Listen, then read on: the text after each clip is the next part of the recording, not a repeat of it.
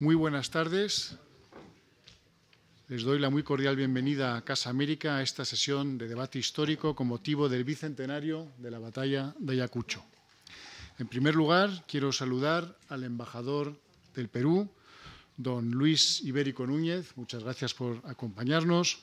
A nuestros ponentes de lujo, Ascensión Martínez Riaza, doctora y catedrática emérita de la Complutense, a José de la Puente Brunque, doctor y vicepresidente de la Academia Nacional de la Historia del Perú, a Víctor Peralta, doctor e investigador del Consejo Superior de Investigaciones Científicas y autor del libro que se ofrece ahí fuera, don Justo Cuño Bonito, doctor y académico correspondiente de la Academia de Historia de Colombia.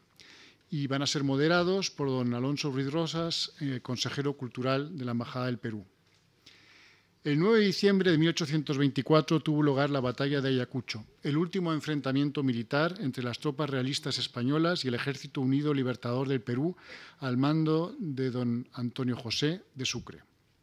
La victoria del Ejército Libertador dio paso a la independencia del Perú y a otros países más después, al fin de la presencia española en América del Sur, con alguna pequeña excepción, como por ejemplo la isla de Chiloé, que tuvo un tratado por separado, el Tratado de Tantauco, un año después, y se cerraba así un periodo de 10 años de prolongado conflicto en la región, comenzando una nueva etapa histórica en América, en España, en el mundo y en la sociedad hasta entonces conocidas. El pasado miércoles, y en esta misma sala, y acompañados también por algunos de los que están aquí, compartimos un debate académico sobre el primer viaje que realizó Pizarro al Mar del Sur, que precisamente arranca ahí la historia del periodo virreinal y que hoy, de alguna manera, estamos cerrando, con encuentros históricos, académicos de altura, que nos han llevado a adentrarnos en la historia de la región desde el periodo prehispánico hasta el presente. Y así, al revisar los hechos en su conjunto, se nos permite entender mejor las sociedades presentes, esa hermandad y ese mestizaje que caracterizan hoy a nuestros países y a nuestras regiones, la identidad de la comunidad iberoamericana a la que pertenecemos y a la que quiere dar voz Casa de América con su diversa agenda de actividades y sesiones políticas, económicas, sociales, culturales o académicas. Este encuentro hoy hispano-peruano, con un ojo peruano y otro español, pretende de alguna forma ofrecer una mirada histórica de lo que supuso la batalla de Ayacucho, tanto para la América española como para Europa, y ayudar a contextualizar y entender cómo se gestó la independencia del Perú a través de sus principales episodios, el progresivo debilitamiento de la monarquía hispánica, sobre todo ya en la época de Fernando VII, las gestas militares de Simón Bolívar y de San Martín y el descontento social en los territorios americanos. Los expertos que hoy nos acompañan contribuirán sin duda a esta reflexión y a este estudio para que entendamos mejor nuestra historia, nuestro presente y nuestra identidad compartida. Agradezco una vez más a nuestros invitados por participar en esta sesión y le cedo la palabra al embajador del Perú. Gracias.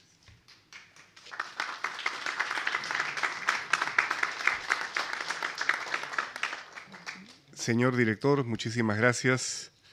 Muchas gracias a la Casa América por contribuir con estas exposiciones, con este repaso, con esta mirada a una historia que compartimos los peruanos, los iberoamericanos y los españoles.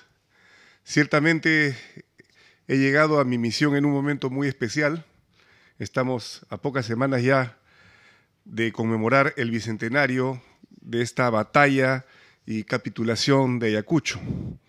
Y por supuesto nuestra embajada se siente muy honrada y muy complacida de poder organizar con esta prestigiosa institución este conversatorio en el que destacados profesionales de la historia que ya han sido debidamente presentados van a dialogar sobre el significado y la reciente bibliografía en torno a este capítulo decisivo de nuestra historia en común.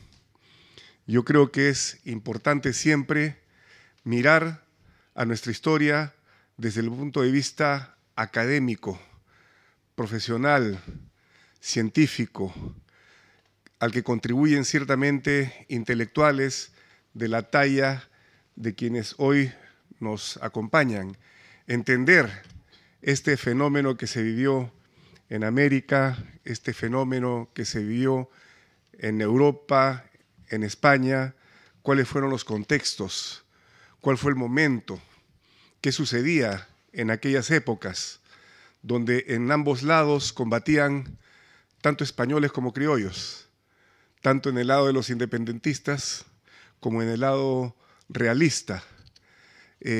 ¿A qué dio paso este momento gravitante en la historia, tanto de España como de América Latina? Y como siempre lo digo, mirar la historia no lo podemos hacer con los ojos de hoy. Hoy día tenemos otros contextos, otras experiencias, otros conocimientos. Hay que analizarlo en su justo momento, en su debida circunstancia.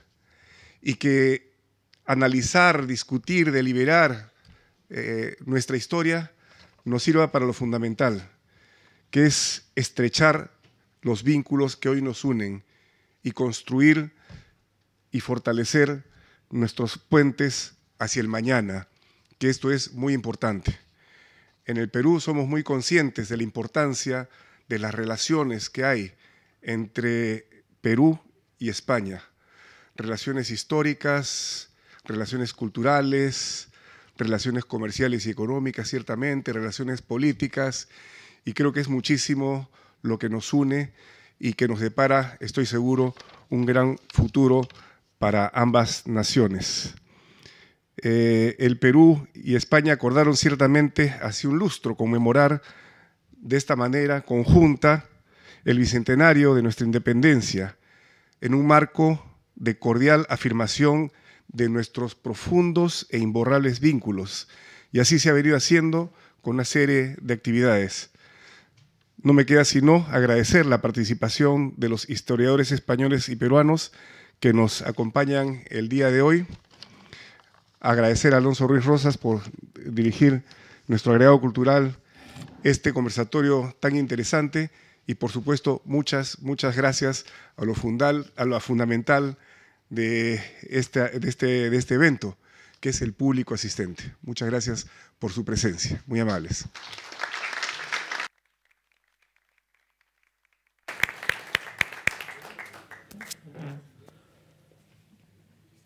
Señor director de la Casa de América, señor embajador del Perú en España, señoras y señores, amigos todos. No me detendré en presentar a nuestros distinguidos panelistas, solo mencionaré y saludaré en primer lugar a la doctora Ascensión Martínez Riaza, catedrática emérita de la Universidad Complutense de Madrid, al doctor José de la Puente Brunque, de la Pontificia Universidad Católica del Perú, a Víctor Peralta Ruiz, investigador titular del Consejo Superior de Investigaciones Científicas de España, y a quien está a mi costado, a Justo Cuño Bonito, profesor de la Universidad Pablo de Olavide de Sevilla. Como quiera que Justo es el autor de este libro que pueden ustedes adquirir a la entrada, que es un libro que ha sido publicado hace muy poco y que lleva por título precisamente Ayacucho, la última batalla de la independencia americana. Quisiera yo empezar preguntándole a él dos cosas. La primera es, ¿qué pasó realmente esa mañana del 9 de diciembre de 1824 en la Pampa de la Quinoa? Y la segunda, que adelanto la pregunta para que no pueda explayarse mucho en la respuesta, considerando que son varios panelistas y no tenemos mucho tiempo. ¿Esos acontecimientos dramáticos de esa mañana hubieran podido evitarse? ¿Hubiera podido llegarse a otro tipo a un tipo de entendimiento que hubiera ahorrado ese conflicto? Bueno, en primer lugar, un agradecimiento muy cordial al director de la Casa América por permitirnos estar aquí, al señor embajador de Perú, a su agregado cultural. Esto es un ejercicio fundamental de memoria histórica en un país donde no nos distinguimos precisamente por hacer ejercicios de memoria histórica. pasó la batalla de Boyacá en 1819. Su conmemoración aquí en 2019 no existió. Y por fin una conmemoración que sí existe y que se le da la connotación y el peso específico que merece. La batalla de Ayacucho marca el fin de todo un periodo de dominación por parte de la monarquía ibérica en todos los territorios americanos y es indudablemente la batalla más sangrienta de todo el conflicto americano. Fíjese que, llamándose la última batalla de la independencia americana, Alonso, realmente la batalla ocupa como unas 30 páginas de todo el libro. Y es que, bueno, no me interesaba el tema de la batalla, en tanto que regodearse uno en lo truculento de los detalles de esa batalla tan terrible, pero sí explicar los antecedentes, cómo es posible que se llegase a ese punto y qué es lo que sucede después de la batalla de Ayacucho. Respondiendo a su planteamiento, ¿se podría haber solucionado de alguna manera donde no se hubiese producido ese episodio tan dramático como la batalla? No. Pero no es una respuesta teleológica porque sepamos ya qué es lo que sucedió, sino porque todos los condicionantes llevaban a que se sucediera eso así, de esa manera y no de ninguna otra. Los ejércitos estaban completamente extenuados, no daban más de sí. Llevaban al menos 10 años de un conflicto intenso. Solamente quien conozca la orografía peruana, quien sepa qué es lo que hay que hacer para transitar desde los 500 a los 4.000 metros, pertrechados además con pesos que iban entre 30, 40 o 50 kilos, en marchas continuas todos los días de 20, 25 o 30 kilómetros, durante 10 años uno sabe perfectamente que el ejército realista y el ejército patriota estaban completamente extenuados y querían que llegase el momento final. Y el momento final llegó en la Pampa de la Quinua, en Ayacucho, donde los dos ejércitos se enfrentaron y sabían que ese era el momento decisivo. No había marcha atrás. No estaba Bolívar, estaba Sucre sustituyéndole, porque el general Santander no le permitía a Bolívar estar en batalla. La enemistad manifiesta entre Santander y Bolívar era conocida y entonces, bueno, pues Santander había llegado a un momento en el que había tomado para sí el Congreso colombiano, el Congreso de entonces de la República de Colombia, y decidieron que bueno, las prerrogativas que ostentaba Bolívar no podían ir más allá del territorio colombiano, con lo cual era absolutamente imprescindible que Bolívar no se mantuviera al frente del Ejército Libertador.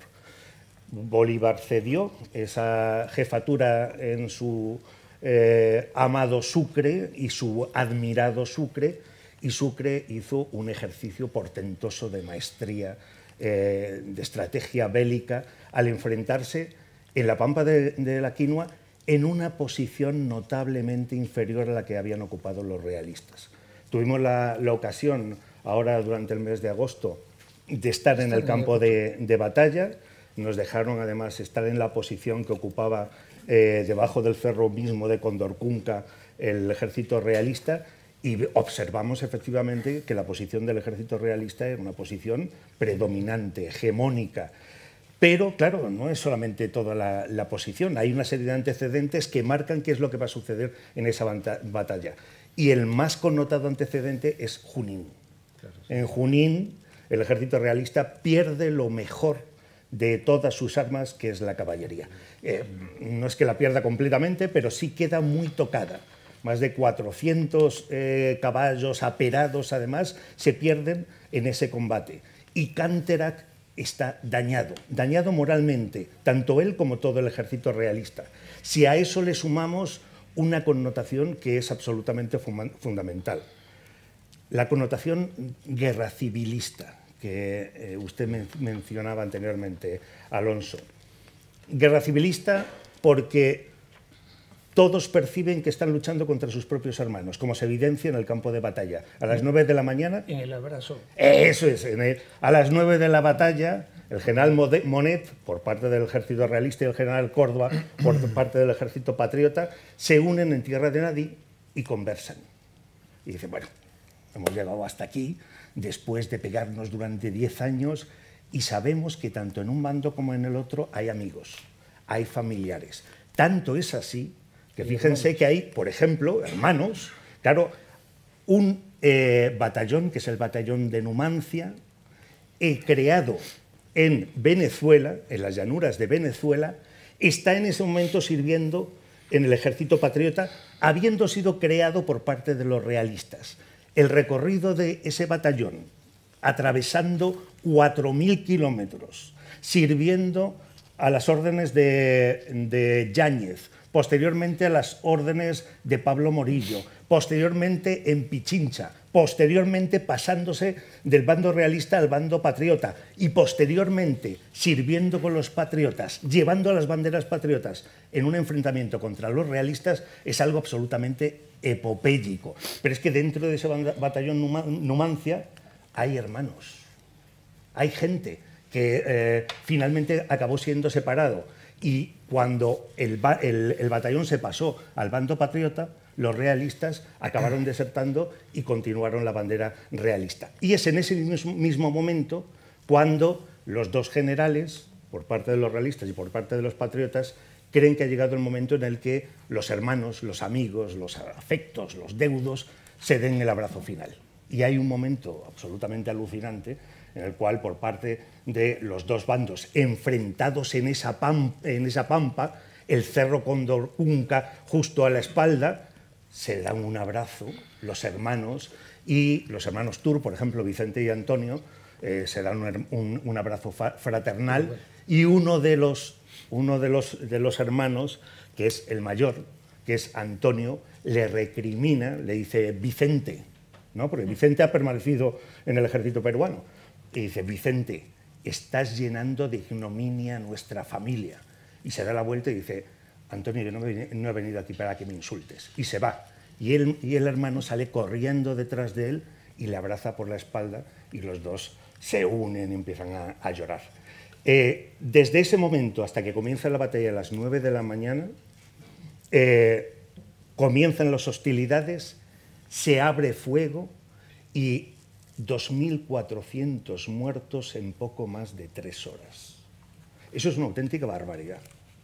Imagínense ustedes 2.400 muertos con ese armamento que existía en esa época. Decía el general colombiano Manuel Antonio López que ni siquiera a finales del siglo XIX, con el armamento que tenían, con ametralladoras, con fusiles ya de repetición, ni siquiera en ese momento era concebible esa cantidad de muertos. 4.700 bajas entre heridos y muertos, en un episodio absolutamente dramático, donde se anduvo peleando palmo a palmo, con lanzas, y donde el campo después quedó completamente lleno de cadáveres. Hasta el propio virrey La Serna acabó siendo herido y se libró de milagro de que lo acabaran matando, porque se acabó refugiando en la derruida ermita de San Cristóbal, que estaba allí en el campo de batalla, y un soldado colombiano se dio cuenta de que era el virrey. Cuando le iba a matar,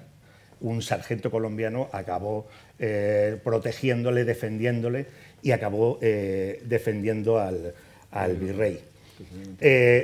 La batalla fue una derrota absoluta del ejército realista, pero el ejército patriota tuvo la honestidad, tuvo el bien hacer de proporcionar al ejército realista una capitulación que no hubiese tenido ninguna necesidad de ofrecerle, pero que, bueno, eran gente que se conocía desde hacía mucho tiempo, habían peleado incluso en España juntos contra los franceses, se llevaban conociendo tanto y tanto tiempo que finalmente, acabada la batalla, pues se abrazaron y firmaron esa capitulación. La rehicieron 3 veces hasta que finalmente quedó el texto definitivo, dando esa situación finalmente honrosa a las armas españolas, que por otra parte, y con esto termino ya, Alonso, tenían otra desventaja. Hablamos de guerra civil, o de conflicto civil dentro de los propios ejércitos,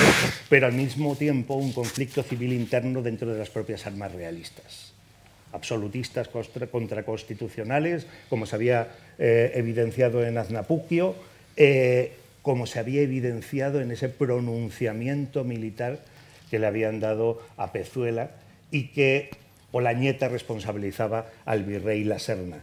Y por eso, en su retaguardia, en la retaguardia del virrey La Serna, en vez de tener aliados, tenía también enemigos realistas como ellos, pero con una connotación ideológica que era la del absolutismo recalcitrante de Olañeta, que no estaba dispuesto a transigir, obviamente, con los liberales constitucionalistas, como él los llamaba, y que estaba dispuesto también a terminar con ellos. Con lo cual, no solamente La Serna se enfrentaba contra el ejército patriota que tenía enfrente, sino también en la retaguardia contra los absolutistas que también querían terminar con él.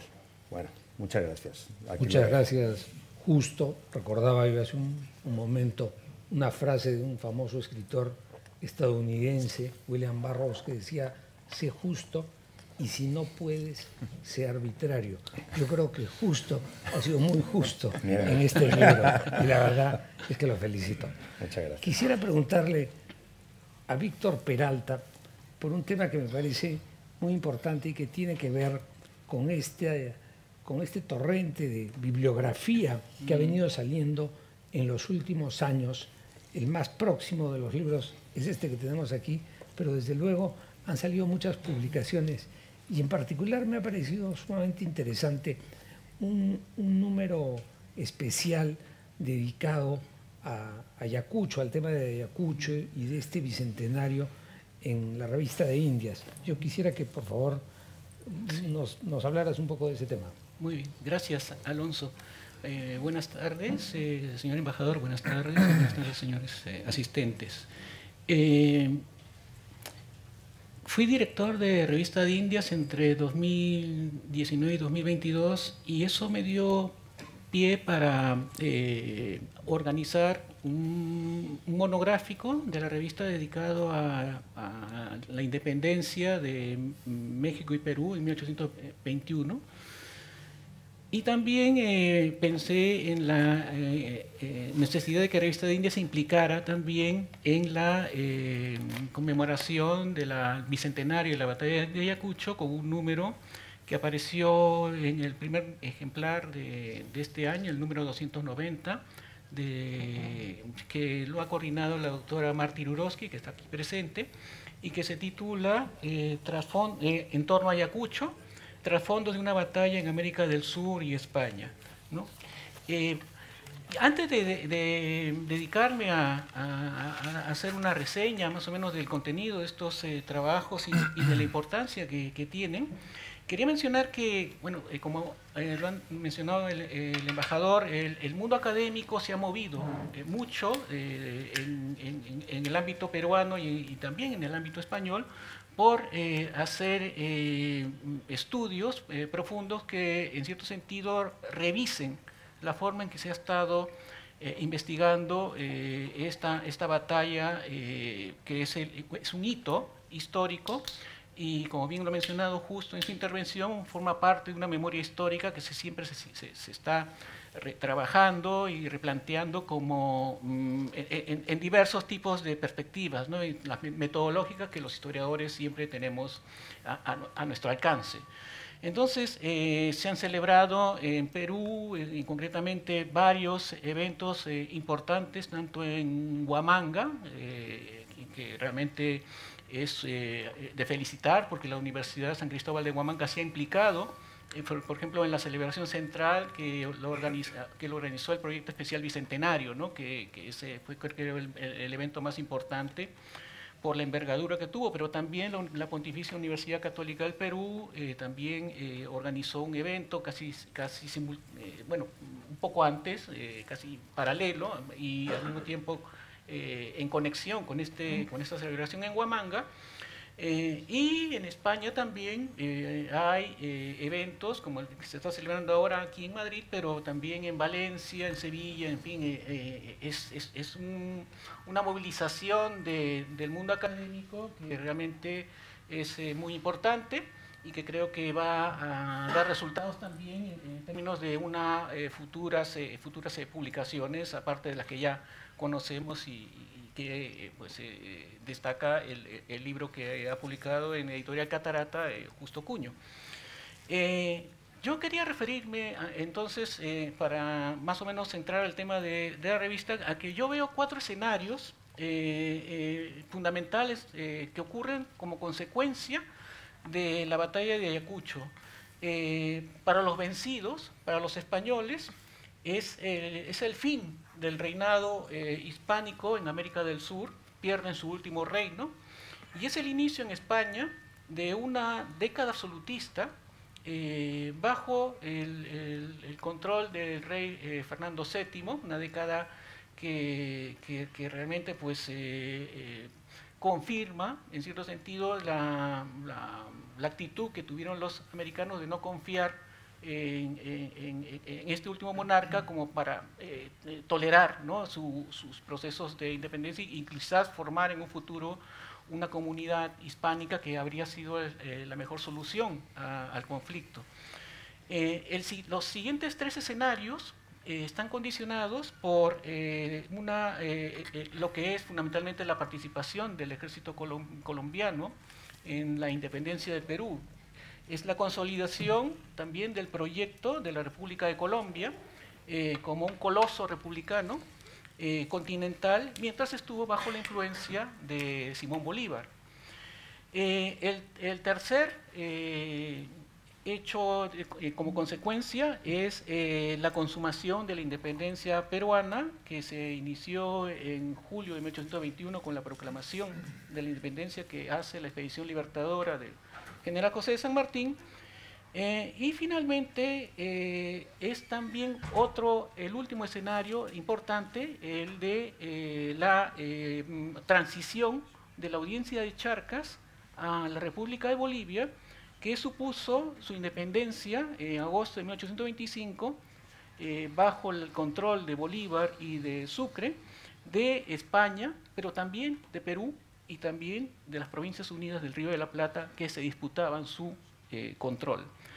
Así que teniendo este tipo de objetivos fue el dossier que se organizó en la revista de India, fue fundamentalmente controlar este tipo de escenarios, y creo que los autores que participaron en el dossier que coordinó la doctora Iruroski, pues lograron darnos este tipo de perspectiva, ¿no? El doctor, por ejemplo, Dionisio de Haro, profesor de la Universidad Rey Juan Carlos, trata el tema de la Diputación Provincial de Puno, en los últimos momentos ya de su existencia, más o menos principios de 1824, y comprueba cómo esta institución liberal que promueve el virrey La Serna en lo que se llamaba el gobierno virreinal que tenía su sede en Cusco, pues en estas instancias hay una especie como de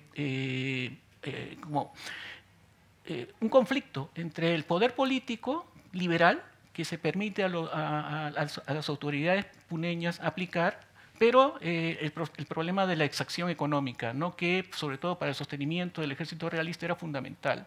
Entonces, este conflicto es lo que analiza Dionisio de Haro, y llega a la conclusión que realmente pues, es una institución liberal, pero prácticamente muy debilitada por este tipo de necesidad que tenía el régimen realista de privilegiar la seguridad interna del reino antes que cumplir con los mandatos del segundo momento de la Constitución de Cádiz en el sur andino.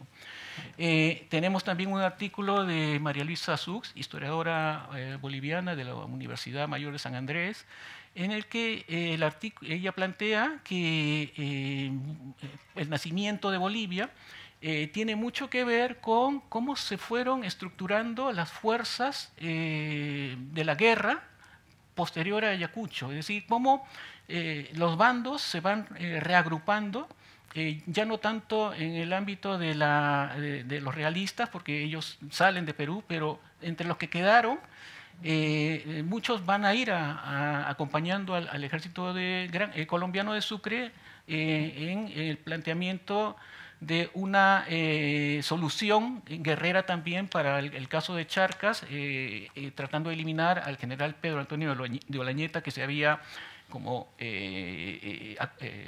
digamos, convertido en una especie de baluarte del absolutismo, el último baluarte del absolutismo en esta región. Entonces se va juntando el ejército, en el ejército gran colombiano, parte de los residuos del ejército realista, pero también del propio ejército que se va desintegrando, el de Pedro Antonio de Olañeta, y también otras fuerzas como las guerrillas que surgen en Charcas, sobre todo en el ámbito en la región de Cochabamba, y finalmente también parte de un ejército, de unas contingentes de un general Urdininia, ¿no? Entonces hay una especie de unión que va a garantizar, según María Luisa Sux, la posibilidad de que, como tras Ayacucho, se forje la independencia de Bolivia, bueno, la antigua audiencia de Charcas. Daniel Gutiérrez Ardila, historiador colombiano de la Universidad del Externado de Colombia, él va a darnos una idea, por ejemplo, de cómo el ejército colombiano estuvo unido hasta Ayacucho, pero a partir de ese momento comienzan las fricciones dentro de este ejército, fundamentalmente motivado por cuestiones económicas, de cómo se paga un ejército, cómo se sostiene un ejército en estos términos ahora de un momento de pacificación. Entonces Gutiérrez Ardila analiza los pronunciamientos, ¿no?, que ocurren entre 1825 y 1828, tanto en Perú como en Bolivia, y él llega a la conclusión de que realmente pues, no son meros cuartelazos, no son meros, también hay detrás de todo este tipo de conflictos bélicos toda una serie de planteamientos, de proyectos republicanos distintos que tenían los líderes o quienes estaban detrás de este tipo de movilizaciones. Marcela Ternavasio, profesora de la Universidad de La Plata, en Argentina, es otra investigadora que ahora nos trae la idea de cómo la batalla de Ayacucho impacta, por ejemplo, en Buenos Aires, y ella utiliza el análisis del periódico El Largo de Buenos Aires, que creo que también justo ha hecho un análisis, ¿no?, de este periódico. Ella nos indica cómo este periódico, que pertenecía al grupo ilustrado de Bernardino Rivadavia, es al mismo tiempo evidencia en su contenido, en su contenido discursivo, cómo ya los rioplatenses daban por perdida Charcas desde hacía mucho tiempo. Incluso cuando tratan el tema de Charcas, lo ubican como noticias extranjeras. O sea, ya no lo consideran propio y se resignan, ¿no?, a que ese territorio sea perdido.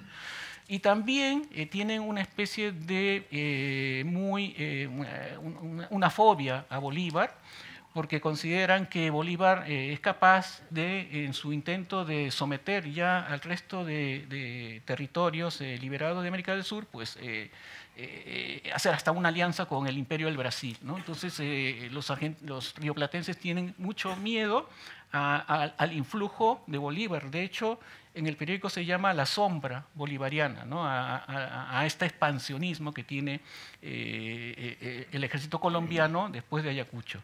Y finalmente el trabajo de la profesora Ascensión Martínez Riaza, que seguramente nos hablará acá un poco, pero creo que es cómo se formulan los planes de reconquista por parte de España en los primeros momentos, ¿no?, después de la batalla de Ayacucho, ¿no? Ella nos habla de un caso, el de los hermanos Juan Manuel y Francisco Viola y Mariano Torre y Vela, de reconquistar el Alto Perú en los momentos en que se está produciendo la derrota de Pedro Antonio de Olañeta, o sea que se está ya forjando la idea de la creación de Bolivia, ¿no? Y entonces ella nos habla aquí en un artículo muy extenso y muy interesante, pues, de este tipo de problemas, ¿no? Bueno, en fin, que yo puedo, creo, dejar para más adelante más conversación, pero es esto lo que quería decir. Muchas gracias. Muchas gracias, Víctor. El embajador del Perú en su intervención señaló algo que creo que no debe pasar desapercibido. A fines del año 2018, los cancilleres del Perú y España, que en ese momento eran el embajador Popolicio y Josep Borrell, suscribieron una declaración conjunta en Lima que decía que ambos países conmemorarían de manera conjunta el bicentenario de la independencia desde el año 19, que el momento en el cual el Perú fue invitado a la Feria Arco Madrid, hasta esta conmemoración en Ayacucho. Nadie imaginó que tendríamos la terrible pandemia de por medio, pero creo que al margen de la pandemia se han podido hacer de manera conjunta muchas cosas muy positivas. Yo quisiera preguntarle a José de la Puente Brunque dos temas. El primero tiene que ver con las publicaciones recientes, aparte de las ya mencionadas, en torno al bicentenario de la independencia y en particular a lo referido a Ayacucho. Y el segundo, quizá pueda darnos algunas luces rápidas, pero consistentes, como las que tenemos aquí, que nos iluminan, sobre la conmemoración del primer centenario de la independencia, que fue en Lima, con una serie de acontecimientos muy particulares, y también sobre el sesquicentenario, que fue un momento muy importante, sobre todo, creo yo, desde el punto de vista bibliográfico. José, por favor. Muchas gracias, Alonso. Bueno, ante todo, buenas tardes, gracias por su asistencia. Buenas tardes, señor embajador, estimadas y estimados amigos. Bueno, primero quiero agradecer la invitación a participar en este evento. Además, me parece que es una grata coincidencia hablar también del libro recién publicado por Justo Cuño sobre la batalla de Ayacucho. Y creo que hay que felicitar a la Embajada del Perú y a la Casa de América por esta iniciativa, porque en efecto en pocos días, bueno, en pocas semanas, se van a conmemorar exactamente 200 años de la batalla de Ayacucho. Los dos temas que mencionas, Alonso, son efectivamente bien importantes. Si me permites, yo había pensado empezar por las conmemoraciones, o sea, empezar por la segunda pregunta y terminar con la primera. Pero bueno, yo creo que de las intervenciones anteriores, incluyendo de la intervención del embajador, ha quedado, y de Justo por supuesto, ha quedado claro que la guerra de la independencia fue una guerra pues, en la que los peruanos estuvieron en ambos bandos, ¿no? En ese sentido fue una guerra entre peruanos y ya se ha superado la idea antigua, digamos, decimonónica de la guerra del Perú contra España, ¿no? En fin, la guerra de la independencia fue algo mucho más complejo, ¿no? Yo en realidad me gustaría, en efecto, hacer alguna referencia, aunque aquí la verdad puede ser un poco pesimista lo que voy a decir con respecto a lo que ocurre en la actualidad, sobre efectivamente lo que decía Alonso, las conmemoraciones de los 100 años y de los 150 años, ¿no? Digo que puede ser un poco pesimista porque comparando lo que se hizo entre 1921 y 1924 y entre 1971 y 1974, lamentablemente nosotros nos quedamos un poquito atrás, por utilizar un eufemismo, ¿no? La celebración del centenario, lo que se llamó en su momento las fiestas del centenario, fue realmente, como decimos en el Perú, a todo meter, ¿no? Con el gobierno, el Estado muy metido en todo ello y con una serie de variables, ¿no? Desde, por ejemplo, las obras públicas, nuevas avenidas, Lima se remozó, muchas potencias extranjeras o representantes de colonias extranjeras regalaron monumentos que todavía siguen estando presentes en Lima, se construyó el primer gran hotel de Lima, que es el Hotel Bolívar, y, o sea, desde el punto de vista de... hubo grandes fiestas. Para el Bicentenario de Ayacucho, lamentablemente, no recuerdo si fue el 21 o el 24, que se quemó pues creo que el 21. El 21, que se quemó el Palacio de Gobierno, hubo incendio, entonces tuvieron que hacer una especie de cosas de arquitectura efímera para armar ahí unos ambientes para que Leguía pudiera recibir a los representantes extranjeros. Llegó el famoso general Pershing, representando a Estados Unidos, que era un héroe después de la Primera Guerra Mundial, representante de la Santa Sede de España, ¿no? La delegación española fue muy bien recibida. Y también desde el punto de vista académico se hizo mucho, ¿no? Y acá quiero rescatar un nombre, que es Jorge Guillermo Leguía, un historiador olvidado, muerto muy joven, y que dirigió el boletín del Museo Bolivariano, fue director y dirigió el Museo Bolivariano, actual Museo Nacional de Antropología Arqueología e Historia, y en el boletín del Museo Bolivariano, él, con la colaboración de otros historiadores, puso en valor o dio a conocer textos poco valorados antes o no conocidos, como la Carta a los Españoles Americanos de Juan Pablo Vizcarra de Guzmán, como el Elogio del Virrey Jáuregui por Baquéjano, como el Plan del Perú de Manuel Lorenzo de Vidaurre, que luego ya fueron fuentes muy estudiadas después, ¿no? Entonces, el centenario realmente, digamos, fue muy importante y sobre todo se entendió como una fiesta, ¿no? Y, digamos, el Estado pues hizo mucho allí, ¿no? El sesquicentenario, los 150 años en 1971, también, yo aquí quiero decir algo que es bien interesante, porque en el Perú, lamentablemente, bueno, en el Perú y en muchas partes, lamentablemente, pues, a veces lo institucional no tiene mucha fuerza. O sea, y con el sesquicentenario, por ejemplo, se armó una comisión nacional, porque ahora con el bicentenario, bueno, ha habido una serie de comisiones diversas, de diversas instituciones, pero el Estado formó una comisión nacional por instituciones, de tal manera que había un representante de la Fuerza Armada, un representante de las academias, de las diversas academias, representante de las universidades, de la iglesia, en fin, ¿no? Y no eran llamados personalmente los integrantes de la comisión, sino por la institución que representaban. Así estaba, por ejemplo, Félix de Negri Luna representando a la Academia Nacional de la Historia. Estaba Aurelio Miro Quesada Sosa representando, me parece, que la Academia Peruana de la Lengua. El embajador Guillermo Loman Villena representando al Ministerio de Relaciones Exteriores. El padre Armando Nieto Vélez representando a la Conferencia de los Obispos. Estuardo Núñez Hague, el gran experto en viajeros, representando, si no recuerdo mal, a la Universidad de San Marcos. La doctora Ela Dunbar Temple, la única mujer, representando a la Sociedad Peruana de Historia. Javier de Belaún de Ruiz de Somocurso, representando a la Sociedad Bolivariana, y así, una serie de personas. Pero eran instituciones. Mi padre, José Agustín de la Puente Candamo, representando al Instituto Ribagüero de la Pontificia Universidad Católica del Perú. Que, por cierto, mi padre fue el último sobreviviente, ¿no?, que falleció en el año 2020, de todos estos integrantes, ¿no? Bien, entonces, fue algo institucional. Y esto es muy interesante, porque fue una comisión muy institucional creada por un gobierno de facto, o sea, por un gobierno que había roto la institucionalidad el año 1968, ¿no? Pero aquí lo providencial fue que el presidente de la Comisión Nacional y representante del presidente de la República era un militar retirado muy culto y muy interesado en la historia, el general Juan Mendoza Rodríguez, que había sido ministro de Educación en la época de Odría, es el autor, por ejemplo, de grandes unidades escolares, etc., y había sido director de la Escuela Militar cuando el general Velasco Alvarado había sido alumno. Entonces, los historiadores concernidos, los principales historiadores del Perú, buscaron al general Mendoza, y el general Mendoza fue a hablar con Velasco, y Velasco pues ordenó que se hiciera la comisión. Les dieron un inmueble en la avenida Arequipa, en la Sociedad Fundadora de la Independencia, les dieron un presupuesto. Mi padre, por ejemplo, fue el director de la Comisión de Documentos, y bueno, tenemos el archivo de toda la cantidad de gente que contrataron para recopilar información de archivos en el Perú, en el extranjero, y se publicaron más de 80 volúmenes de un plan mayor incluso, la colección documental de la Independencia del Perú, que es el mayor proyecto de publicación de fuentes en la historia del Perú. No hay, es, digamos, nuestra monumenta Germania histórica, podríamos decir, ¿no? Muy criticada en su momento por ciertos sectores académicos que consideraban que los miembros de la comisión eran historiadores tradicionales, positivistas, metódico-documentales, que hacían ahí copiando documentos y publicando documentos, y, en fin.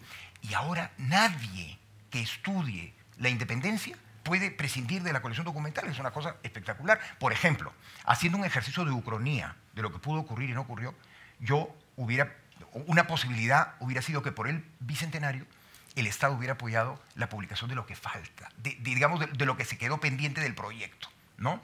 Entonces, solamente la publicación de la colección documental fue un aporte de primer orden, pero además la comisión hizo concursos de historia. Por ejemplo, nuestro colega y académico de la historia, ministro del Servicio Diplomático, Hugo Pereira Plasencia, que era un adolescente, ganó uno de esos premios, ¿no? Y el monumento a los próceres en la avenida Salaberry en Jesús María, el monumento en la Pampa de la Quinoa, el monumento en Paracas, placas por todos lados. O sea, se hizo una labor realmente impresionante y muy institucional. Lamentablemente en el Bicentenario, espero que el señor embajador no se moleste, no ha habido ese, claro, no por la pandemia solamente, que sí también, pero desde antes. O sea, no ha habido una, digamos, y no me refiero al gobierno actual ni al anterior, no hemos tenido tanto, ¿no? Pero digamos, viene de muy atrás, porque la Comisión Nacional del Sexentenario se preparó también con anticipación. Entonces, y de hecho está por hacerse la historia de esta Comisión Nacional, porque realmente fue una labor muy meritoria, ¿no? Entonces, perdón, sí. tenemos en el horizonte otras conmemoraciones que espero que permitan subsanar. Ah, claro. Lo que dices. Bueno, tenemos, por ejemplo, el quinto centenario de la llegada de Pizarro a Cajamarca, el quinto centenario de la Fundación de Lima, de la Fundación Española de Lima. Sí, hay varias, todavía podemos... Sí. Darán pie el quinto centenario de la creación del virreinato en 1542, el 2042, pues estamos vivos, ¿no? Hay tiempo de prepararse. Pero yo sinceramente creo que esta ha sido lamentablemente una ocasión perdida. Un aporte, por ejemplo, donde el Estado ha intervenido con el apoyo de la Fundación del BBVA es la publicación de los volúmenes de la historia del Perú de Juan Basilio Cortegana, un militar combatiente de la independencia que escribió una historia, bueno, donde copió también a otros autores en muchas partes, pero la parte referida a sus testimonios personales sobre la independencia son interesantes y eso se ha hecho. Se han hecho algunas cosas, pero de manera como inconexa, ¿no? Luego hablaré del aporte de la Pontificia Universidad Católica del Perú, ¿no? Entonces, yo lo que creo es que ha habido una falta de interés del Estado y lo que es terrible es que ahora sí había dinero, ¿no? En 1924 no había mucho dinero, ¿no? Es más, en la conmemoración del centenario, inclusive, esto ya no lo voy a comentar con detalle porque no tengo tiempo, pero, por ejemplo, hubo pues, injerencias políticas complejas. Por ejemplo, como estábamos en todo el pleito por Tacna y Arica, en la celebración del centenario no se mencionó para nada a Chile, cuando en realidad el Senado chileno y O'Higgins fueron fundamentales en la expedición libertadora y San Martín no tuvo ningún apoyo de Buenos Aires, sino prácticamente lo desautorizaron. Pero claro, como había ese contencioso, el gran personaje fue San Martín. En el sesquicentenario, el gran personaje, de Ayacucho, obviamente, el gran personaje fue Bolívar. Y yo recuerdo, yo era un niño todavía, por si acaso, pero recuerdo perfectamente la visita en olor de multitud en diciembre de 1974 del presidente Carlos Andrés Pérez para inaugurar la cabeza de Bolívar en la plaza, en mi distrito, a 3 cuadras de mi casa, en la plaza de Pueblo Libre. Y además recuerdo muy bien que 2 meses antes se había producido el terrible terremoto del 3 de octubre del 74, por el cual nuestra parroquia de Santa María Magdalena, el techo se había caído. Y Venezuela pagó la restauración de la iglesia, ¿no? Entonces fue toda una... Lamentablemente Venezuela, el Perú y Venezuela estaban en situaciones muy distintas de las actuales. Hoy en día, lamentablemente, yo no sé qué va a pasar, no estoy al tanto, pero no sé qué va a pasar el 9 de diciembre, pero el año 74, pues realmente fueron jefes de Estado, en fin, fue una ceremonia, ahora por la situación política que pasa Venezuela y otros países, etcétera, pues me temo que la cosa va a ser un poco, digamos, modesta, podríamos decir, ¿no? Por utilizar una expresión. Y sobre el tema de la bibliografía, en realidad ya Víctor ha mencionado algunos autores. Yo voy a referirme a algunas contribuciones, o sea, si bien desde el punto de vista oficial el Bicentenario, hay que decirlo así, ha sido un poco deslucido, sin embargo, desde el punto de vista académico hay muchísimos aportes, ¿no? Yo creo que ahí sí la historiografía pues, ha dado pasos muy importantes y en ese sentido, por ejemplo, ya desde hace varios años, ¿no? Por ejemplo, ha empezado a haber más interés en la historia de los realistas, ¿no? Ese bando que era el bando de los malos en la historiografía tradicional. Ahora ya sabemos que la cosa no era tan sencilla, ¿no? El tema de ver la independencia en el marco de la historia atlántica, en el marco de las historias conectadas, salirnos de toda esta visión tan nacionalista antigua. Todo el tema, por ejemplo, de la cultura política, aquí Víctor tiene aportes muy importantes. Todo el tema referido al surgimiento del pensamiento constitucional desde 1812, con la Constitución de Cádiz. Por ejemplo, yo tuve el gusto de presentar en el Centro Cultural del Inca Garcilaso de la Vega hace unos años el libro editado por Víctor Peralta y Dionisio de Haro, España en el Perú, 1796-1824, ensayos sobre los últimos gobiernos virreinales, ¿no? Que es un libro muy interesante donde se habla de la labor de los últimos virreyes, pero también se desarrolla el tema de la historia intelectual, el tema de los ayacuchos, etcétera, ¿no? Y también, ya entrando bueno, voy a hablar también de otros autores, pero entrando en el tema de los aportes de la Universidad Católica, hay ahí sí yo creo que se ha hecho bastante, perdonen yo por ser yo de la Católica, pero bueno, se hizo bastante. Por ejemplo, desde el Instituto Ribagüero, el año 2009 hicimos un convenio con la Embajada de España, por el cual cada año la Embajada de España nos pagaba 2 pasajes de historiadores españoles, más su estadía, ¿no?, para que participaran en cada noviembre, ininterrumpidamente, desde 2009 hasta ahora, en unos coloquios que denominamos Hacia el Bicentenario. Por allí pasaron varios de los aquí presentes, ¿no?, y fue una iniciativa bien interesante. Luego, desde el Instituto Ribagüero también, con un convenio que hicimos con el Congreso de la República, hemos sacado varios trabajos, digamos, biografías sobre todo, de personajes del tiempo de la independencia. Por ejemplo, Elizabeth Hernández sacó la biografía del mariscal Ribagüero, Carmen Villanueva de Francisco Javier de Luna Pizarro, Margarita Guerra de Manuel Pérez de Tudela, Alberto Varilla, bueno, en fin, y varios más, no voy a señalar a todos, ¿no?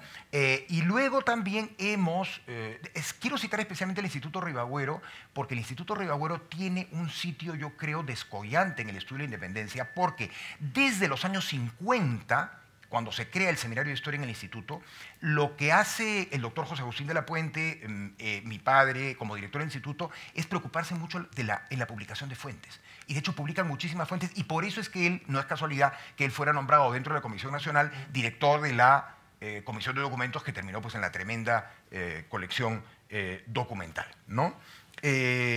Aparte del Instituto Ribagüero, yo creo que tenemos que mencionar dentro de la universidad una serie de otros eventos vinculados con el tema de la independencia, promovidos muy especialmente por la doctora Claudia Rosas, por la doctora Scarlett O'Phelan, y también la publicación no solamente de una serie de libros sobre la independencia, sino también la publicación de textos de autores de fuera de la Católica, pero que son importantes. Por ejemplo, el libro editado por Ascensión Martínez Riaza, aquí presente, titulado La independencia inconcebible, porque es la independencia desde España. El título es La independencia inconcebible, España y la pérdida del Perú, ¿no?, la pérdida, entre comillas, del Perú, 1820-1824, que reúne trabajos solamente de historiadores españoles o residentes en España, como Víctor, aquí presente, ¿no?, y que presenta una visión muy interesante sobre la independencia desde España. Y luego tenemos también, bueno, también hay que decir que, bueno, aparte de Claudia Rosas, Scarlett O'Phelan, por supuesto todo lo que estoy diciendo no es exhaustivo, ¿no?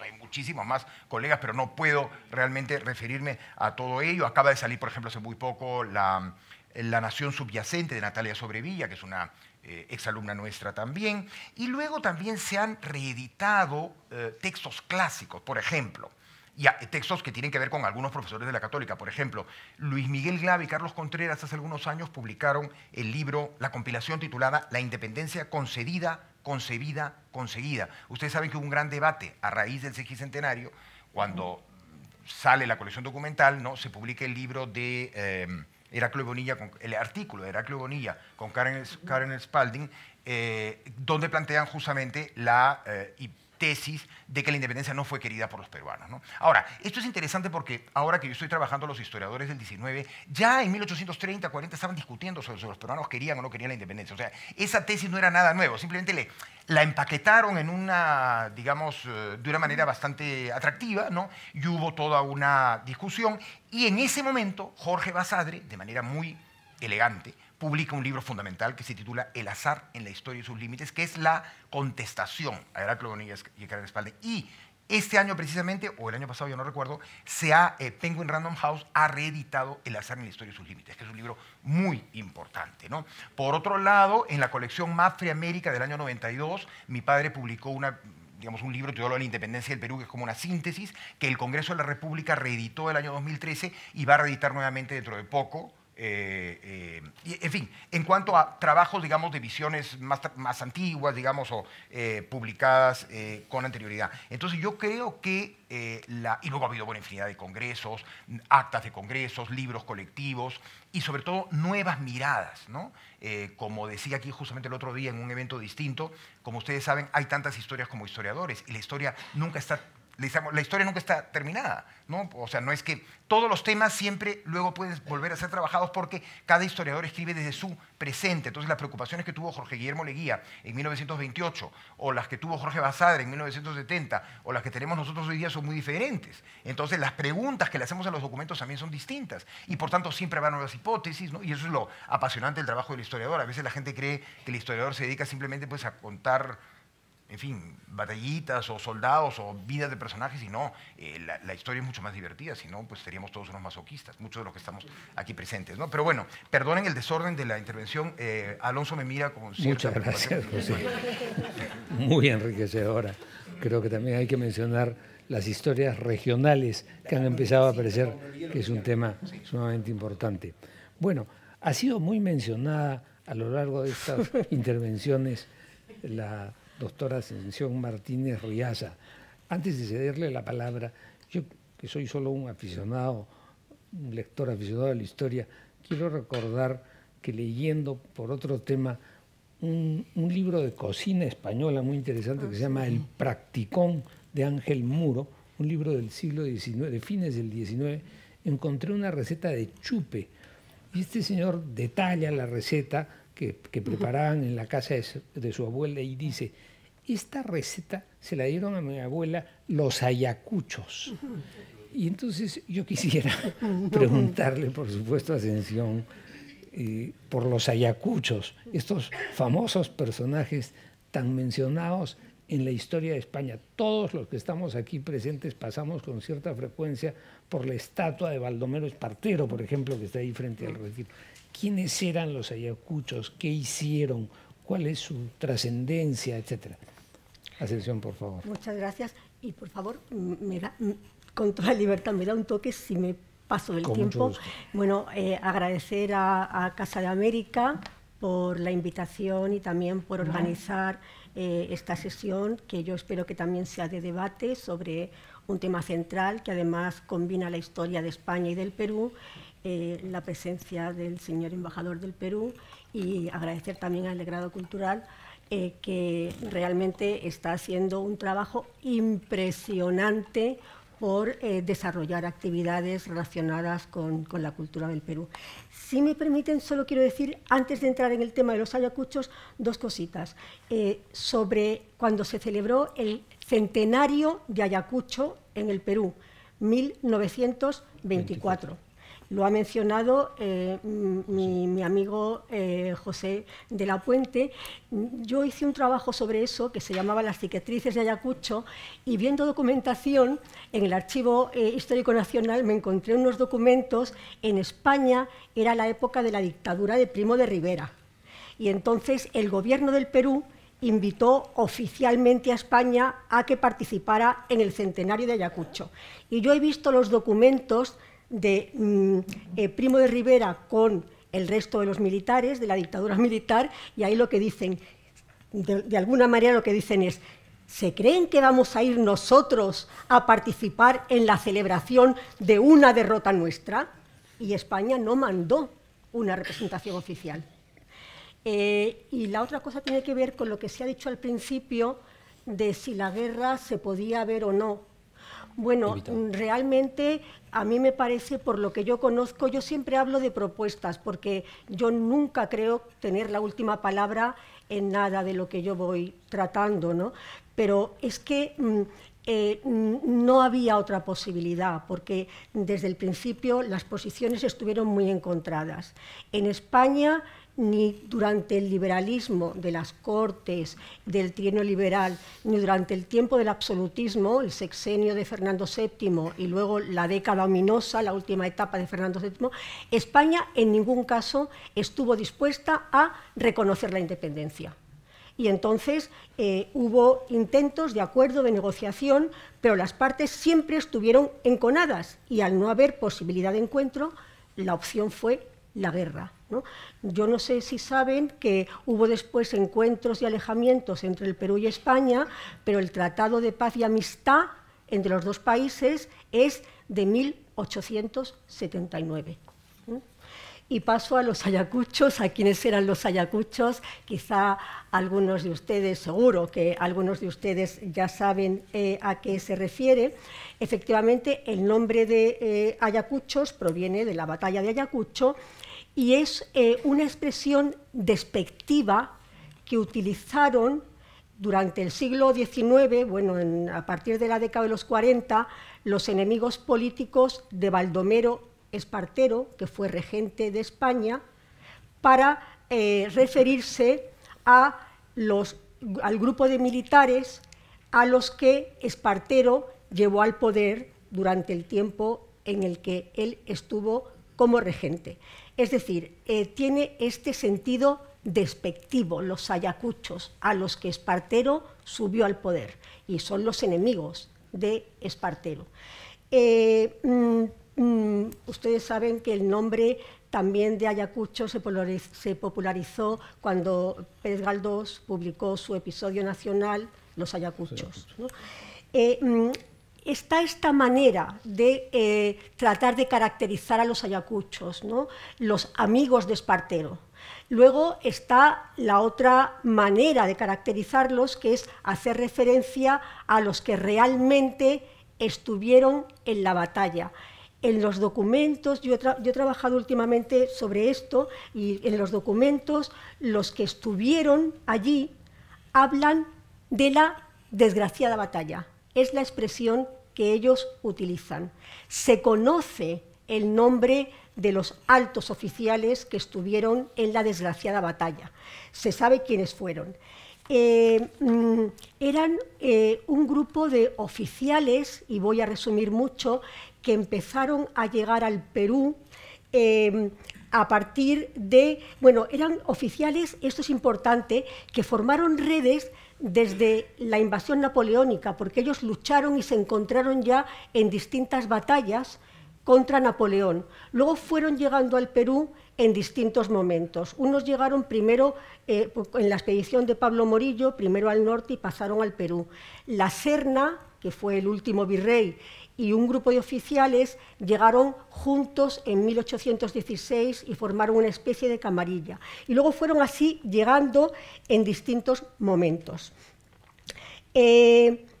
Fueron combatiendo en distintos frentes. Hay un momento importante y es cuando San Martín organiza la expedición libertadora que va a desembarcar al sur de Lima en septiembre de 1820, y el virrey de entonces, Pezuela, organiza una estrategia que no es aceptada por los oficiales más importantes. Lo que hace Pezuela es reunirlos en Lima para defender Lima y dejar desabastecidos otros frentes. Eso le costó el virreinato, porque en enero de 1821 un grupo de oficiales depone al virrey y pone en su lugar a la Serna. Lo hago corto, la Serna y los altos oficiales se desplazan de Lima al Cuzco. A finales de 1821, el gobierno virreinal está en el Cuzco. Hay dos gobiernos en el Perú. El gobierno independiente, desde que San Martín proclama la independencia el 28 de julio del 21, y el gobierno realista en el Cuzco. Y hay guerra. Hasta mediados de 1824, hasta Junín, las victorias en la guerra son de los realistas. La balanza se inclina del lado de los independentistas en la batalla de Junín, como ha mencionado mi colega Justo Cuño. Él ha mencionado lo de la caballería. Hay unos documentos muy interesantes porque los oficiales realistas, después de una batalla, tenían que hacer un parte de guerra y mandarlo al virrey. Entonces yo he leído el parte de guerra que hace Canterac en Junín, y él habla de que de repente la caballería se volvió para atrás, y ese fue el punto de inflexión. Efectivamente, ahí estaba Bolívar con Sucre. Bolívar había llegado en septiembre de 1823, requerido por el Congreso del Perú, ¿no? Y uno de los objetivos de Bolívar era ganar militarmente la guerra, claro, ¿no? Entonces él se va después de Junín y ya las dos grandes fuerzas, los dos ejércitos, se encuentran efectivamente en Ayacucho. Hay toda una serie de movimientos iniciales, no voy a entrar en la batalla porque ya ha hablado de ella Justo Cuño. Duró muy poco tiempo, efectivamente. Yo he leído los documentos en los que el virrey al principio reúne a los oficiales para hacer un plan. El ejército estaba situado en distintos lugares, ¿no? Y lo que pasó fue que el plan no funcionó porque hubo, y esto lo dicen los testigos realistas que lo han dejado por escrito, hubo descoordinación en los movimientos. Es decir, unos oficiales empezaron a atacar, otros empezaron a atacar sin hacer caso a un posible plan coordinado, porque lo que querían era, estaban seguros de la victoria, ellos lo decían, y querían acabar cuanto antes, ¿no? Entonces, esa descoordinación que pasó por la prisión, por la herida y prisión del virrey La Serna, esa descoordinación hizo que el segundo del virrey La Serna, que era José de Canterac, del que me encantaría hablarles mucho tiempo, reunió a los oficiales, aquí quiero matizar lo que ha dicho mi compañero, reunió a los oficiales y les dijo: no tenemos nada que hacer, y además lo dice en una frase muy bonita, no tenemos nada que hacer, hay dos opciones, o rendirnos, que nos vamos a tener que rendir, o capitular. Y la opción más favorable es capitular. Y en ese momento llega un delegado, Lamar, un delegado de Sucre, para hacer la misma oferta. Entonces, Canterac y otro oficial, Carratalá, que es el que hace por los realistas el borrador de la capitulación, van a encontrarse con Sucre, antes van a ver a La Serna, que estaba prisionero, La Serna dice que él ya no tiene nada que decir, y entonces hay propuestas y contrapropuestas y se firma la capitulación. Esto es importante porque la capitulación supone que los derrotados pueden hacer propuestas que los vencedores revisan y hacen contraofertas y se llega como... Los vencedores son los vencedores, eso no había otra, ¿no? Pero se les da la posibilidad de hacer propuestas. La rendición era todo o nada. Finalmente se firma la capitulación el mismo día, luego hay otra firma, el mismo día. Los derrotados, los ayacuchos, se dirigen la mayor parte de ellos a un puerto de Arequipa, a Quilca, y regresan.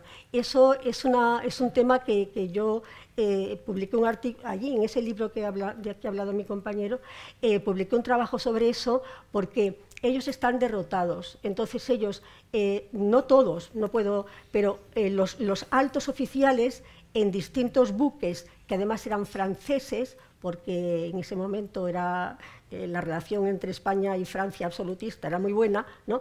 Y regresan. Del puerto de Quilca ellos van a Burdeos y los altos oficiales, La Serna, Canterac, el tercero en juego fundamental que se llamaba Jerónimo Valdés, lo que quieren a toda costa es presentarse en la corte y besar la mano del rey, que es la expresión que se utiliza, para explicarles por qué se había perdido el Perú. Ellos quieren ir a la corte, pero fíjense, para llegar a la corte necesitaban un pasaporte de cada uno de los capitanes generales de las provincias por las que iban pasando. Nunca pudieron llegar a la corte, no se los permitieron. El único que llegó fue el virrey La Serna, que se presentó ante el rey y luego se retiró a Jerez de la Frontera a seguir sus intereses familiares, económicos, etc. Los demás no pueden llegar a la corte. Canterac va a Valladolid, Valdés se queda en Vitoria y ellos cuando llegan a la España absolutista, a la década ominosa, la última etapa del reinado de Fernando VII, que es una etapa que ya está trabajado, que no fue una etapa absolutamente homogénea y absolutamente radical absolutista, pero ellos llegan al principio y tienen que pasar por un proceso de purificación, por el que tuvieron que pasar cuando Fernando VII recupera el trono en octubre del 23, con la ayuda de los franceses que entran en España, ustedes saben, los 100.000 hijos de San Luis, ¿no? Entonces, recupera los poderes y al principio es muy radical. Y los funcionarios civiles, los militares, los eclesiásticos, tienen que pasar por un proceso de purificación y demostrar que no han ayudado al trienio liberal, a los liberales. Entonces, los ayacuchos pasan por un proceso especial. Tienen que pasar, yo he visto los expedientes, y se les califica porque no estaban en España y por lo tanto no habían podido estar con los liberales. Se les califica, pero tienen que pasar por un tiempo de cuartel.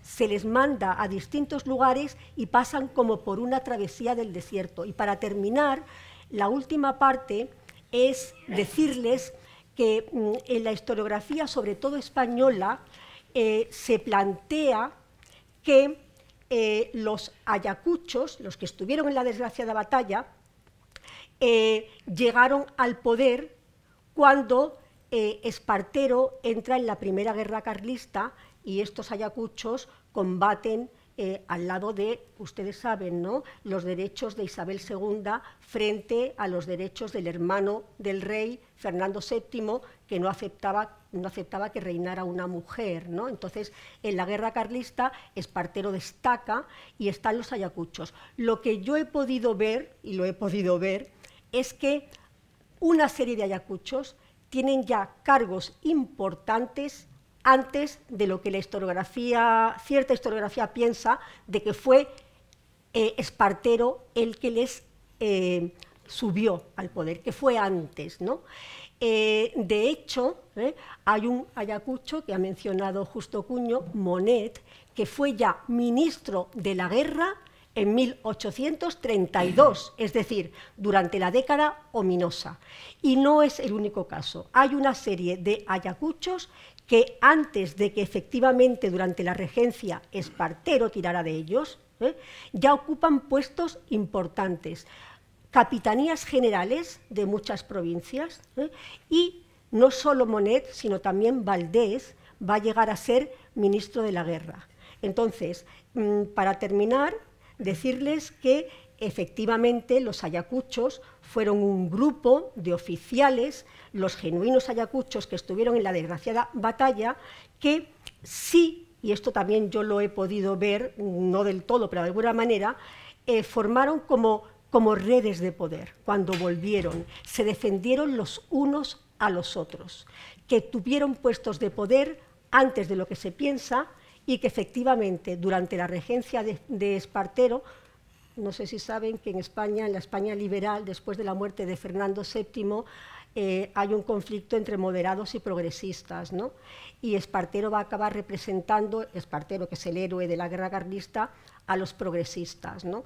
Y la reina regente, la esposa de Fernando VII, la madre de Isabel II, está con los moderados y tienen un conflicto que gana Espartero porque obliga a la regente a abandonar España y él asume la regencia de España durante 3 años hasta 1843 y efectivamente esa es la época dorada de estos hombres, ¿no?, a los que se efectivamente atribuyó la derrota, la pérdida del Perú, que ellos, y ya sí con esto permítanme que termine, ellos justifican, ¿no? Yo he visto documentos de varios y repiten lo mismo. ¿Por qué se perdió el Perú? Ellos dicen, en primer lugar, se perdió, a ver dónde lo tengo,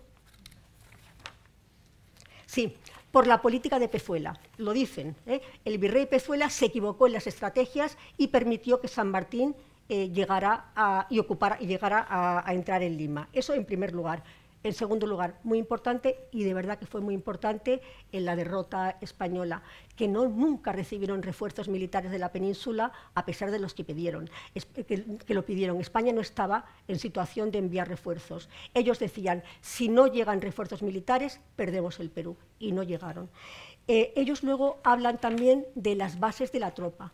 Cada vez había menos peninsulares y ellos dicen que los peninsulares eran los que mantenían la disciplina, porque la tropa, que estaba formada por indígenas, desertaba, se iba, cuando podía se marchaba.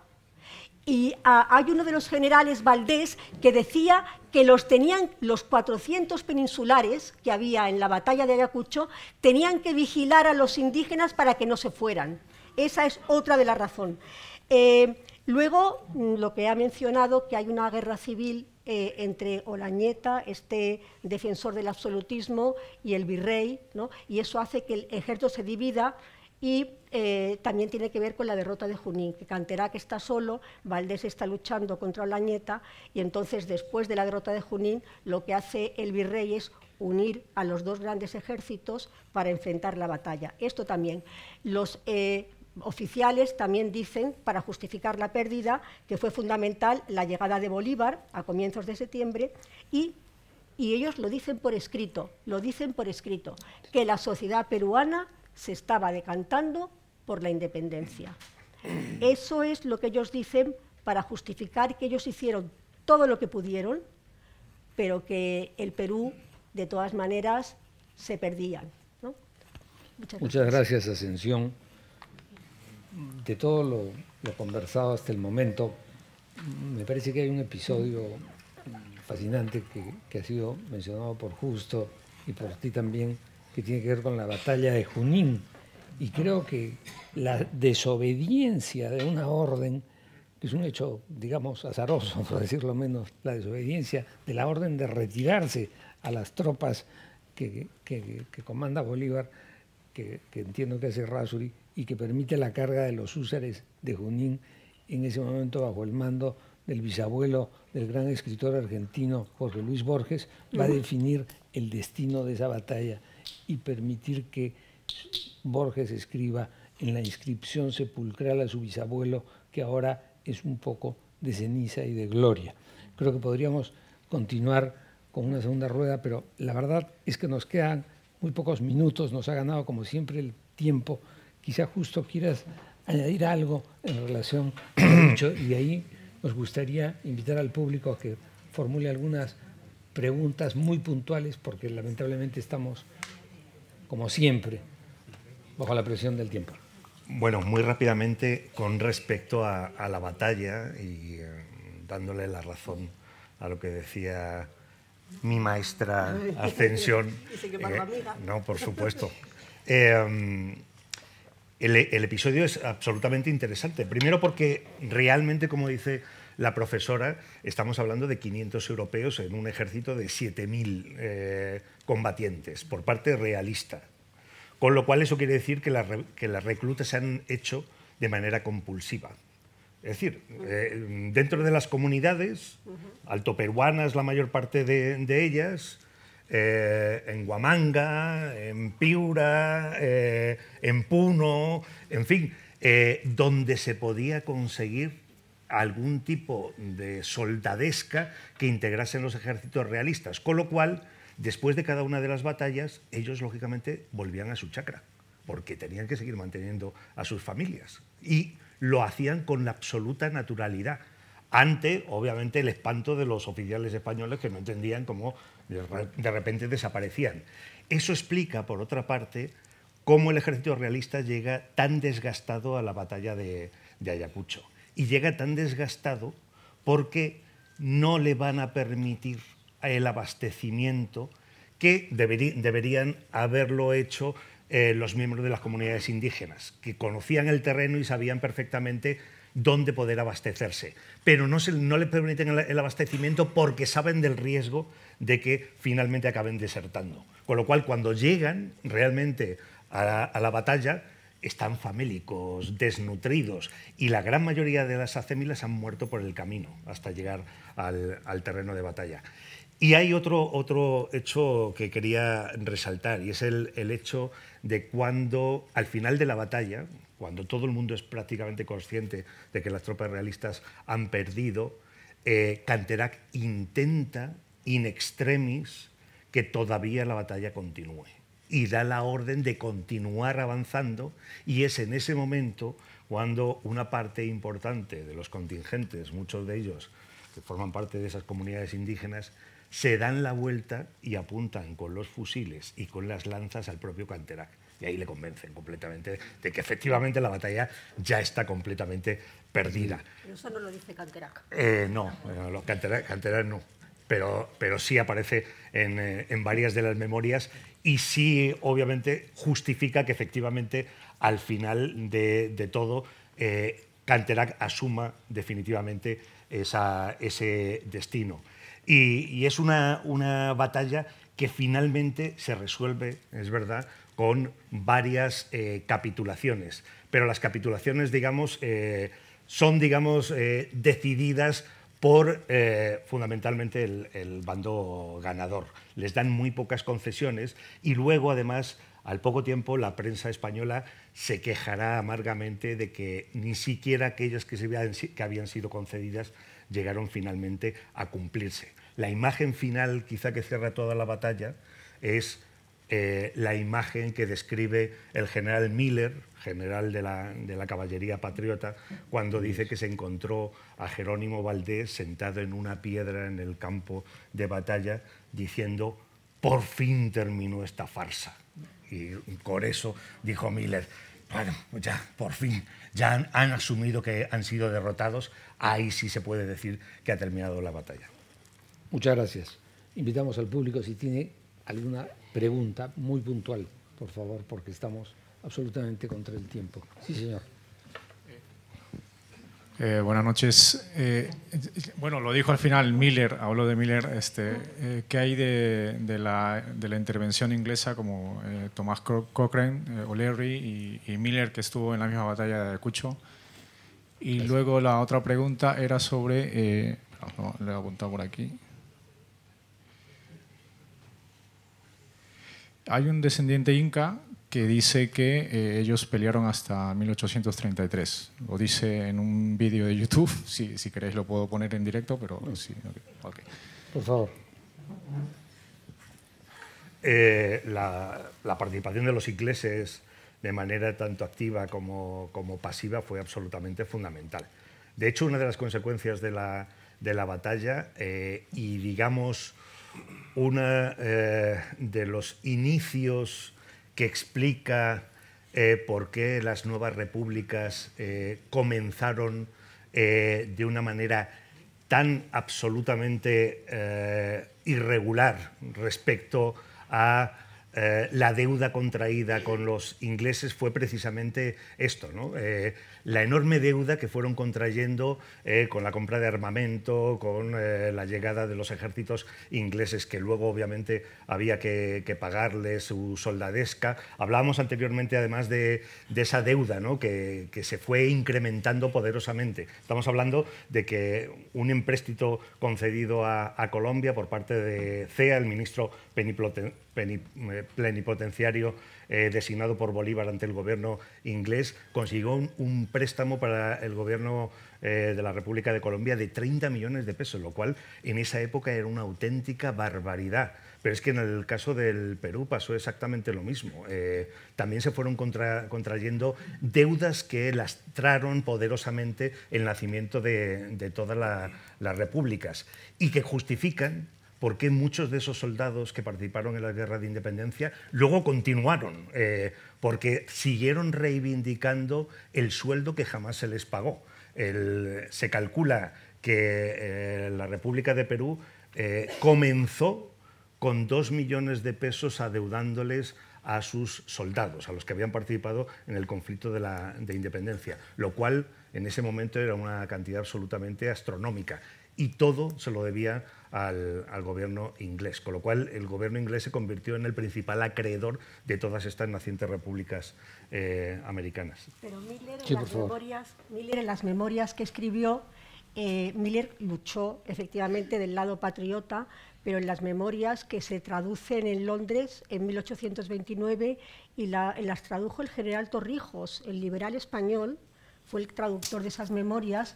Él, a pesar de luchar con los patriotas, reconocía en distintos momentos el honor y la valentía de unos y de otros.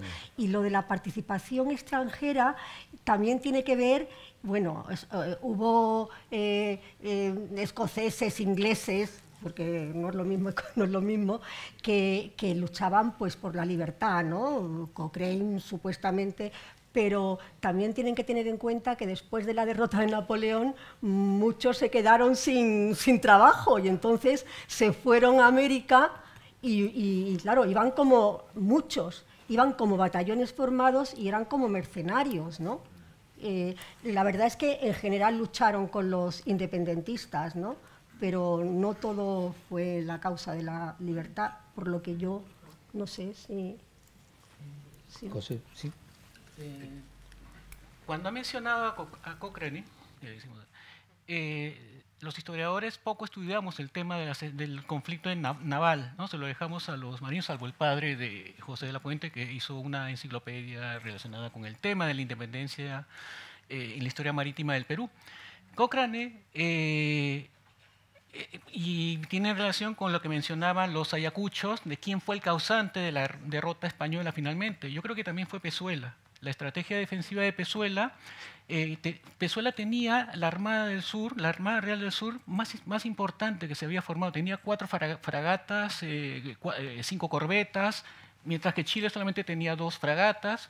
¿Por qué en la guerra, en el combate naval, en el enfrentamiento naval, finalmente toda esa armada desaparece? Y la escuadra naval chilena, comandada por Cochrane, es la triunfadora. Fundamentalmente porque a Pezuela, creo, le entró el miedo de tener un Trafalgar en el Pacífico. No quiso enfrentar a la armada chilena, pudo haberle ganado, pero a Cochrane lo tomó como un Nelson. Y entonces ese fue el gran problema y la derrota final de la presencia española en Perú, ¿no? O sea, el mar fue fundamental.